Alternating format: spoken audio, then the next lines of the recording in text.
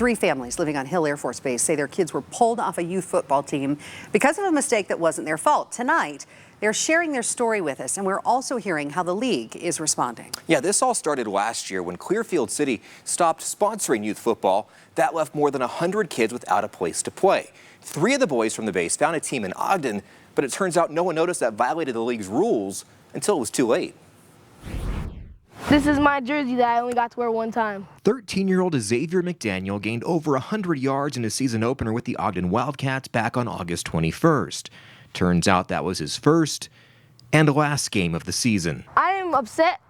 I do think and dream about it all the time. Xavier's family lives on Hill Air Force Base. Up until last season, he played on Clearfield's team in the Wasatch Front Football League. That team no longer exists. None of the other communities, surrounding communities, could accept all the kids together. So last year, Xavier's dad Kenneth and several others living on the base signed their kids up to play ball in Ogden. There was no issue with the kids playing in Ogden. This summer, in 2021, Xavier and 2 other boys joined the Ogden team again.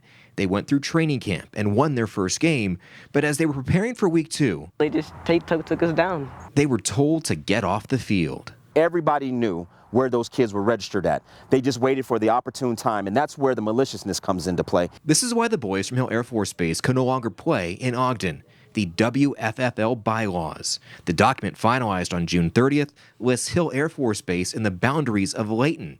Even though it wasn't posted to the website until August 18th, the league says play in Layton or don't play at all. Dependent kids have been told that all their lives by their parents. Don't worry, we're going to move and you'll find new friends. Don't worry, it'll be okay with the next place that you go. Suck up your feelings. I spoke to Dave Steierman, the director of the WFFL, on the phone. He declined to interview on Zoom. He tells me the director of the Ogden organization, who has since resigned over matters unrelated to this, should have alerted the league to the boundary issue before the season started. Even though that mistake was made and noticed after the season began, he is bound to enforce the league's bylaws. The optics of it all isn't good. An organization that these kids need that sport more than that sport needs them. The boys know they can play in Layton, but at this point of the season, with 3 games already in the books, it would be a challenge to connect with a new squad. So they're deciding to sit this one out, sidelined for a mistake made by adults. Taken away from their friend and everybody else is just not right.